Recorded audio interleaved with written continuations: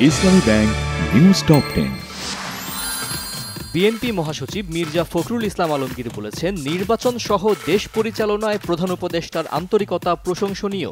নির্বাচন বানচালের ষড়যন্ত্র আছে, তবে হতাশ হলে চলবে না। রাজনৈতিক দলগুলোর সাথে আলাপ আলোচনার ঐতিহ্য ভেঙে প্রধান উপদেষ্টা নির্বাচনী টাইমলাইন ঘোষণা করেছেন। নির্বাচনের উপযুক্ত পরিবেশ এখনো তৈরি হয়নি মনে করে জামায়াত।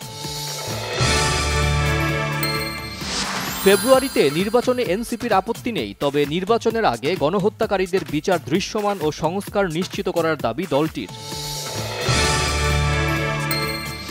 জাতীয় ঐকমত্য কমিশনের সহসভাপতি ডক্টর আলী রিয়াজ বলেছেন, আগামীতে রাজনীতিবিদরা কিভাবে দেশ চালাবেন তা জাতির সামনে উপস্থাপন করতে হবে।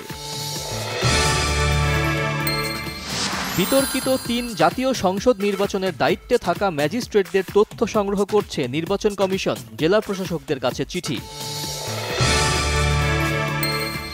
জুলাই গণঅভ্যুত্থানের প্রথম শহীদ আবু সাইদ হত্যা মামলায় ৩০ আসামির অভিযোগ গঠনের মধ্য দিয়ে বিচার শুরু। ২৭ আগস্ট সাক্ষ্য গ্রহণের দিন নির্ধারণ।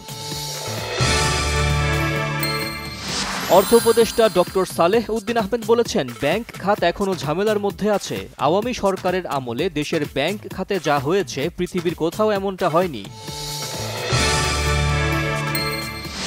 আজ ২২ শ্রাবণ, বিশ্বকবি রবীন্দ্রনাথ ঠাকুরের ৮৪তম মৃত্যুবার্ষিকী। দীর্ঘ রোগ ভোগের পর ১৩৪৮ বঙ্গাব্দের এই দিনে কলকাতার বাসভবনে তার মৃত্যু হয়।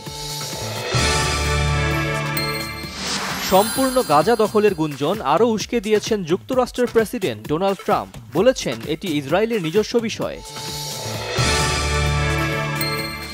এএফসি অনূর্ধ্ব-২০ নারী ফুটবল চ্যাম্পিয়নশিপ বাছাইয়ে আজ প্রথম ম্যাচে মাঠে নামছে বাংলাদেশ। প্রতিপক্ষ স্বাগতিক লাওস। ম্যাচ শুরু সন্ধ্যা ৬টায়।